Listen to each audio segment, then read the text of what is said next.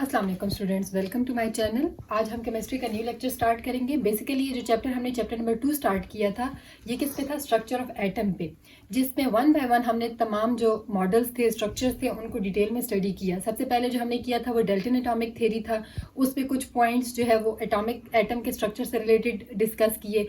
कुछ डिफेक्ट्स थे जो वो नहीं क्लियर कर पाया। फिर हमने रदरफोर्ड मॉडल किया, उसने भी कुछ पॉइंट्स को क्लियर किया, लेकिन कुछ जो ऐसे पॉइंट्स थे क्लियर नहीं हो सके थे। तो फिर नील बोहर ने एक्सपेरिमेंटेशन स्टार्ट की और उसने जो है एक एजम्पशंस कुछ दिए, उनको क्लियर करने की कोशिश की, लेकिन उसमें भी कुछ डिफेक्ट्स आ गए। तो फिर मॉडर्न रिसर्च ने जो है वो फाइनली जो हमें पता लगा वो ये था कि एटम जो है वो बहुत सारे सब एटॉमिक पार्टिकल से बना है। तो हम आज के टॉपिक में फंडामेंटल पार्टिकल्स ऑफ एटम को डिस्कस करेंगे। जो हमारे पास रिसर्च के बाद हमें पता चला कि 3 जो पार्टिकल्स हैं, सब एटॉमिक पार्टिकल्स, वो ही फंडामेंटल पार्टिकल्स हैं एटम के। और वो कौन से 3 पार्टिकल्स हैं? Proton, electron and neutron.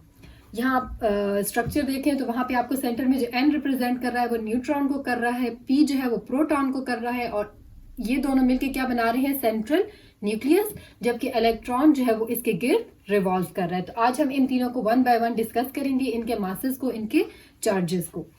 सबसे पहले हम आ जाते हैं इलेक्ट्रॉन पे। इलेक्ट्रॉन जो है वो फंडामेंटल पार्टिकल है एटम का, लाइटेस्ट पार्टिकल है, मीन सबसे हल्का या सबसे आप कह सकते हैं लाइट वेट पार्टिकल है। अब हम कहते हैं इलेक्ट्रॉन को हम जो रिप्रेजेंट करते हैं वो स्मॉल ई से करते हैं और उसके ऊपर हल्का सा नेगेटिव चार्ज लगा देते हैं, जो ये शो करता है कि इलेक्ट्रॉन क्या है? नेगेटिव चार्ज पार्टिकल है। इस पे जो चार्ज है वो नेगेटिव है। अब आ जाती है इलेक्ट्रॉन के मास की बात। तो मास को हम 2 यूनिट्स में मेजर करते हैं। एक जो है हमारे पास एटॉमिक मास यूनिट है, जिसके थ्रू हम मास को मेजर कर सकते हैं। सेकंड जो हमारे पास है वो केजी है, किलोग्राम। तो अगर हम एटॉमिक मास यूनिट में इलेक्ट्रॉन के मास को मेजर करें तो वो हमारे पास किसके इक्वल आता है? 0.000548597 AMU। बहुत ही लाइट वेट। अगर हम उसको केजीज में करें, कन्वर्ट करें इस मास को, और कन्वर्ट करके इसको हम केजी वाला जो हमारे पास मेजरिंग यूनिट है अगर उसमें हम करेंगे तो हमारे पास इसका कितना आ जाता है? 9.11 इंटू 10⁻31 kg। अब हम मास का तो हमें हो गया कि 2 हमने पार्ट्स में कर लिया। अगर हम अमाउंट ऑफ चार्ज की बात करें तो वो हमारे पास इसका कितना है? 1.6022 इंटू 10⁻19। चार्ज की वैल्यू तो ये है, लेकिन यूनिट कौन सा है जिसमें हम चार्ज को मेजर करते हैं? तो मेजरिंग यूनिट है हमारे पास कूलम। चार्ज की वैल्यू तो अब हमें पता है क्या है, लेकिन उसको हम मेजर किस यूनिट में करेंगे? कूलम में करेंगे। कूलम को हम किससे रिप्रेजेंट करते हैं? कैपिटल सी से। अब हमने कह दिया कि चार्ज भी हमें पता लग गया, यूनिट भी पता लग गया, लेकिन हम इसके साथ साइन क्या लगाएंगे? Negative sign. क्यों? क्योंकि इलेक्ट्रॉन जो है वो नेगेटिवली चार्ज है।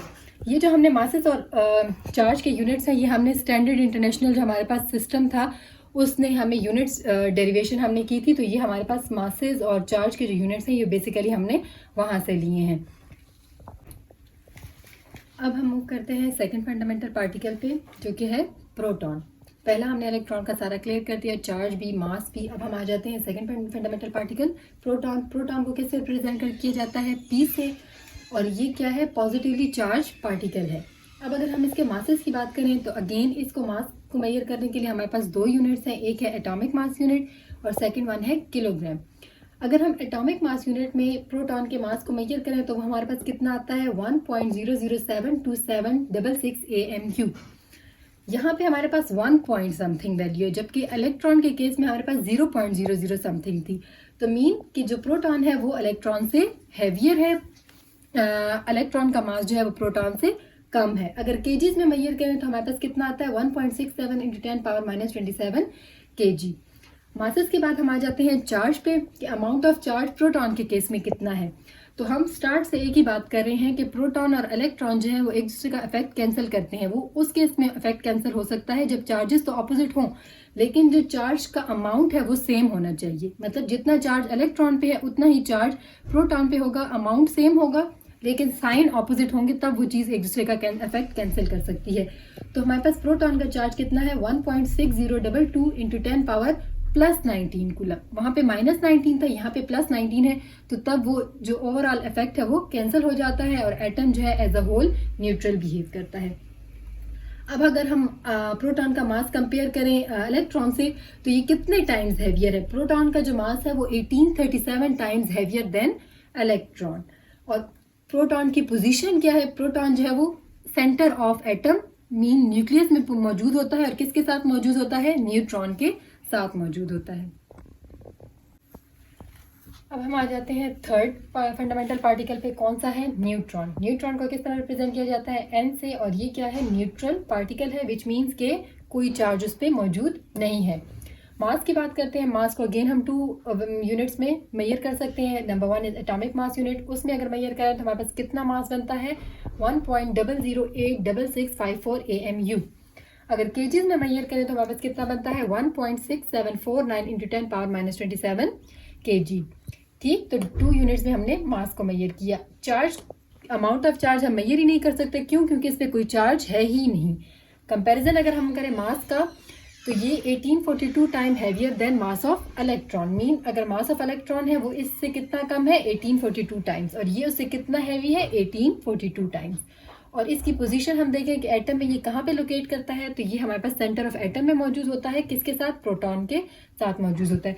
तो हमारे पास ओवरऑल स्ट्रक्चर क्या आ गया कि एटम है, एटम के सेंटर में प्रोटॉन न्यूट्रॉन मौजूद है, जबकि इलेक्ट्रॉन जो है उसके गिर्द इवॉल्व कर रहा है। हम इनके चार्जेस, मासेस, इन सब को हम इंडिविजुअली डिस्कस कर चुके हैं। इंशाल्लाह नेक्स्ट वीडियो में हम इलेक्ट्रॉनिक कन्फिग्रेशन को डिटेल से स्टडी करेंगे। तब तक के लिए अल्लाह हाफिज़।